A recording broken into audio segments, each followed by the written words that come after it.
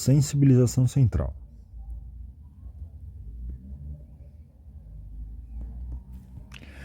O que a gente tem que saber sobre sensibilização central? Vamos lá. Primeiro a gente tem que entender que a sensibilização central ela é a mesma coisa que potencial de longo termo. De longo termo. Ou, do inglês, é muito mais fácil o long term.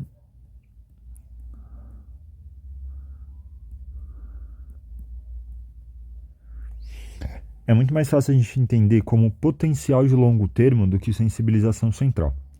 A sensibilização central é mais um termo que a gente usa dentro da dor, mas ela se baseia no potencial ou potenciação de longo termo, que vem da psicologia, que vem da atividade neural, que é muito mais abordado pela psicologia, especialmente na síndrome do estresse pós-traumático. Quando a gente pensa lá na comunicação entre dois neurônios, aqui tem o neurônio 1 e o neurônio 2. Vamos entender primeiro no aprendizado. O aprendizado, ele acontece, vamos lá no hipocampo, lá nos nossos neurônios do hipocampo, que é responsável pela memória episódica e pelas nossas experiências. Mas aí, como acontece? Primeiro, a gente tem lá atividade neural, uma sinapse química, que libera alguns neurotransmissores aqui na fenda sináptica. Esses neurotransmissores vão ficar livres lá na fenda sináptica. Aqui está cheio de neurotransmissores, eles ficam livres lá na fenda sináptica. Esses neurotransmissores, eles vão causar a ativação de alguns receptores da membrana. Esses receptores da membrana, eles são específicos de cada um desses receptores. Se a gente pensar no aprendizado, nós temos uma atividade colinérgica e glutamatérgica da acetilcolina e do glutamato. Aí lá nós temos os tipos de receptores, os nicotínicos, os muscarínicos, os receptores de glutamato, NMDA e outros tipos. Aí tá, esse receptor, ele é acoplado a um canal de membrana, um canal iônico aqui que fica tampado. Esse canal de membrana, ele vai resultar no influxo de íons aqui para despolarizar esse neurônio, quando existe essa ativação do receptor. Então, assim, tá. Esse neurotransmissor aqui, ele foi e se ligou no receptor aqui. Um glutamato que se ligou no receptor NMDA, lá no hipotálamo, ou uma acetilcolina que se ligou no receptor muscarínico, lá da mesma região. Quando ele se liga aqui, vai acontecer uma resposta enzimática intracelular aqui, que vai fazer com que esse canal ele abra. Uma vez que esse canal abriu, acontece o influxo de íons. Só que, como que ele abre? Tem uma outra molécula que fica tampando ele aqui. Essa molécula, que era a tampa dele aqui, quando a gente pensa na sensibilização central ou na dor, que está ligado com o receptor NMDA do sistema glutamatérgico, esse receptor aqui, essa tampa aqui do canal iônico, ele é um magnésio, Mg, que ele está aqui. Toda vez que acontece uma ligação desse receptor, dessa substância aqui no receptor, então ele vai catalisar uma alteração nesse complexo intracelular enzimático e vai fazer com que esse magnésio saia dali. Uma vez que o magnésio saiu, acontece o influxo de íons. Os íons, vamos colocar aqui, dessa cor aqui. Os íons incluem o sódio, o potássio e o cálcio. Esses neurotransmissores, esses íons aqui, vão fazer com que essa célula despolarize. Então acontece a despolarização aqui da membrana dessa célula, desse neurônio, que vai transmitir a informação para outra região. Mas, se nós olharmos lá no potencial de membrana dessa célula, primeiro a gente tem aqui, ó, um gráfico vertical, e que aqui é a demanda, aqui é a demanda elétrica para que haja despolarização dessa membrana. Então a gente tem, primeiro, aqui a gente tem a abertura dos canais de sódio, os canais voltagem independente de sódio, potássio e cálcio. Aí despolarizou e depois ela volta a repolarizar normalmente. Só que aqui tem a despolarização e a repolarização. Quando acontece a abertura dos canais de cálcio, essa membrana ela fica despolarizada por muito mais tempo. Então o que aconteceria? Dessa forma ela vai acontecer igualzinho aqui. E depois ela vai cair gradualmente aqui, ó. Ela vai manter um platô e depois cair. Esse platô que acontece aqui, pelo influxo dos íons de cálcio, faz com que haja ativação de algumas enzimas intracelulares aqui, principalmente um complexo chamado de proteína quinase tipo C. Todas as proteínas quinase elas são enzimas elas são enzimas que são catalisadas por algumas moléculas que ativam a transcrição do DNA em RNA ou a formação de proteínas intracelulares. Essa é a função das proteínas quinases. Nós temos uma série de proteínas quinases, APK-A, PKB, PKC, AMPK, PKA e algumas outras proteínas quinases que elas são responsáveis pela ativação intracelular. A PKC, ela vai atuar. A PKC, por causa desse influxo de íons, ela vai aumentar a atividade dos íons de cálcio. Ela vai aumentar a atividade do DNA, de bases nitrogenadas ou regiões específicas relacionadas com a produção desses receptores aqui de cima. Por quê? Se uma informação é transmitida para dentro dessa célula, ela gera uma despolarização. Então aqui a gente tem o fenômeno de somação temporal. Então aqui, tá. Peraí. Aqui nós temos o fenômeno de somação temporal. Aqui a gente tem o limiar de estabilidade aqui para gerar essa despolarização. Então, vamos lá. Primeiro a gente tem uma despolarização. Aqui foi subindo os íons, teve uma despolarização, repolarizou. Eu vou deixar um pouquinho mais largo para fazer mais sentido e dar menos trabalho. Então, aqui, tá, despolarizou. Se acontece um segundo estímulo, enquanto esse primeiro estímulo ele não vai cair, ó, ele vai caindo aqui, eu vou deixar assim. Primeiro, nós temos alguns picos. Esse aqui é o máximo. Esse aqui, vamos imaginar que está tudo na mesma altura. Então esse aqui é o máximo, fingindo que está tudo da mesma altura. Esse aqui é o máximo, a voltagem máxima, voltagem máxima alcançada. Aqui embaixo é a voltagem mínima. E aqui, se nós olharmos nessa sobreposição aqui, esse ponto aqui se sobrepõe com esse, que vem aqui, aqui e aqui. Ou seja, se nós olharmos o tempo médio de ativação desse complexo aqui, ó, significa que ele está acima da linha de base aqui. Se ele está em cima dessa linha de base, significa que essa célula está com uma voltagem mantida alta. Se essa voltagem está mantida alta, então a comunicação dessas substâncias aqui, ó, dessas proteínas, Aliás, essas proteínas aqui elas estão hiperativas. Se elas estão hiperativas, então elas automaticamente estão criando mais receptores para fazer com que aquela informação passe com mais facilidade. Então, toda vez que a gente tem um estímulo, a gente gera essa despolarização. Aqui. Só que com esse influxo de cálcio, essa despolarização, essa célula se mantém polarizada por mais tempo. Despolarizada por mais tempo. E esse influxo de cálcio vai fazer com que aconteça essa produção de mais receptores. Mais receptores favorece um aumento desse nível de atividade elétrica basal. Então isso vira um ciclo. A sensibilização central, o potencial de longo termo, ele é um ciclo.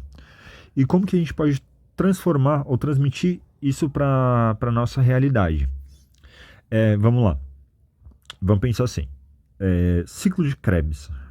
O ciclo de Krebs é o ciclo do ácido cítrico e que acontece uma série de reações químicas para que aconteça a produção de energia, de ATP. Mas são mais ou menos 7 a 11 reações que acontecem dentro do ciclo de Krebs. Mas aí existem algumas substâncias, como por exemplo o acetil, CoA é convertido em ácido cítrico.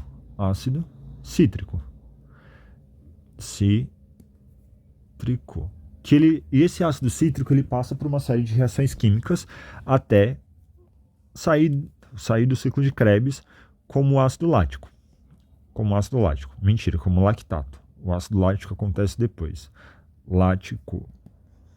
Ácido lático. Tá.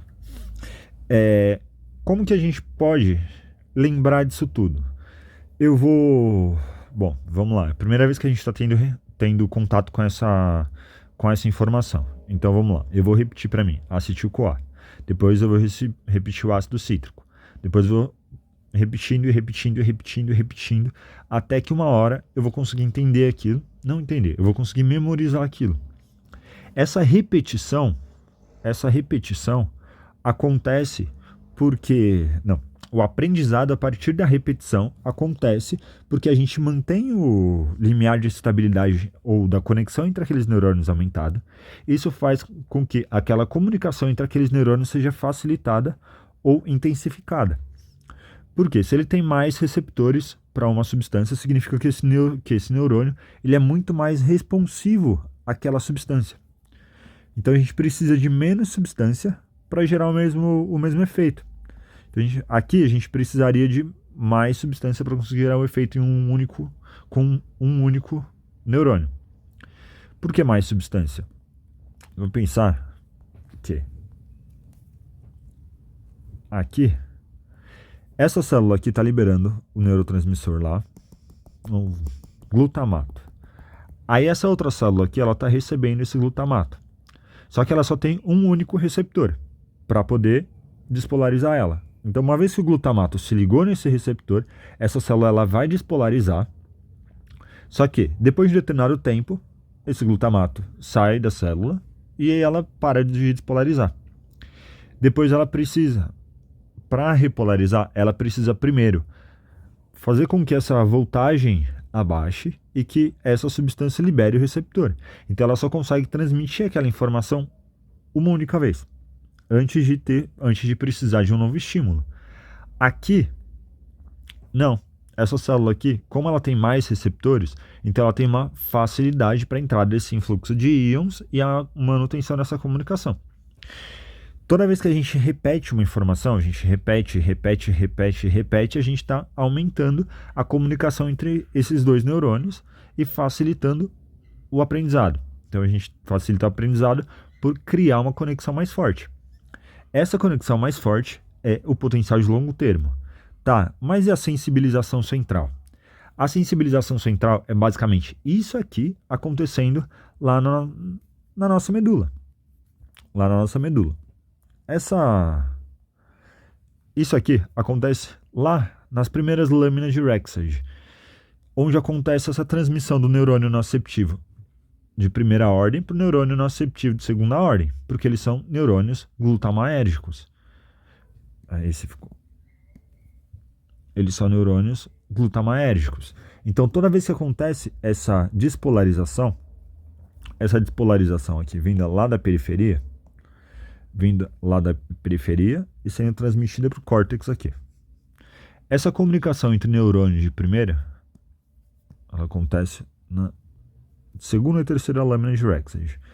Aqui, na segunda e terceira, entre a segunda e a terceira lâmina, essa comunicação faz com que esses neurônios aqui, eles criem mais receptores para amplificar essa sensação.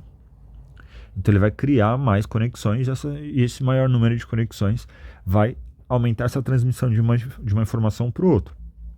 Então é basicamente o mesmo processo de aprendizado, só que de forma periférica, e sem o controle central. Então esse neurônio nociceptivo de segunda ordem, ele fica muito mais receptivo à informação do neurônio nociceptivo de primeira ordem.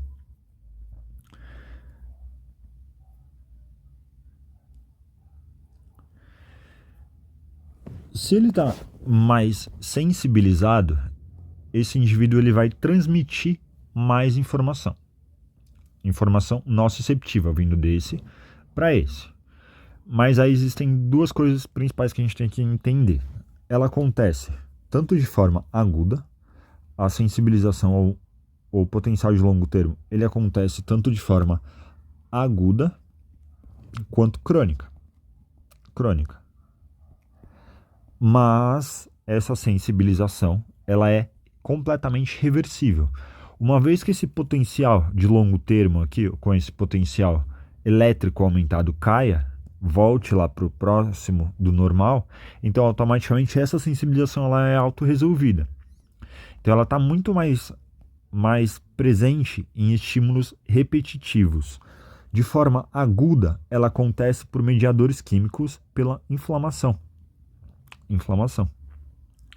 Essa inflamação acontece a produção principalmente de bradicinina e prostaglandina, que alteram, prostaglandina. A bradicinina, ela catalisa a atividade do nociceptor, ou seja, quando a bradicinina se liga no receptor, então ele gera uma despolarização. Já a prostaglandina, ela vai alterar o limiar de excitabilidade daquele receptor, que seria um receptor que precisaria de alta intensidade, com um estímulo mais intenso, ele passa a disparar com um estímulo leve. Isso acontece, por exemplo, uma alodínia mecânica pós-traumática. A gente tem um corte ou machucado. Toda vez que eu toco, dá uma sensação desconfortável. E de forma crônica, a gente não pode esquecer que ela depende da repetição.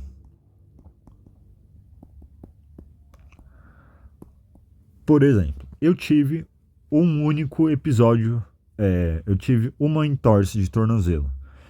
Eu vou ter uma sensibilização ali dos tecidos, só que com a resolução ou com a história natural, ela se resolve. A crônica, ela depende da repetição daquele estímulo. Então, eu tive uma entorse. Passa um tempo, antes mesmo de uma resolução total, eu tenho mais uma entorse. Passa mais tempo aqui, eu tenho outra entorse.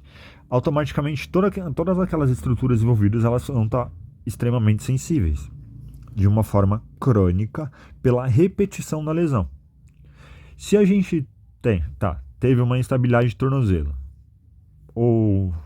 uma instabilidade de tornozelo, tratei aqui, então automaticamente eu não tenho mais. Essa sensibilidade, ela volta ao normal, porque ela está relacionada com a repetição. Como que a gente pode pensar isso em um paciente da coluna? Um paciente com dor lombar inespecífica, digamos que uma mulher de 27 anos que trabalha em uma loja de tênis. Como fatores associados, ela tem sobrepeso, sedentarismo e tabagismo. Essa mulher, ela trabalha o dia inteiro, senta, abaixa e levanta, pegando caixa e guardando caixa. Só que ela é sedentária. Digamos que ela começou nesse trabalho há 2 semanas. E ela já desenvolveu um quadro de dor lombar. Mas por quê? Por causa do ato de ficar em pé e abaixar várias vezes ao dia. Ela não estava fisicamente preparada para aquilo. Então ela tem várias vezes um estímulo nociceptivo. Já pela sobrecarga da região. Então esses estímulos nociceptivos repetidos vão fazer com que aconteça essa sensibilização entre o neurônio nociceptivo de primeira ordem e neurônio nociceptivo de segunda ordem, facilitando a transmissão do estímulo nociceptivo. E é isso, sensibilização central.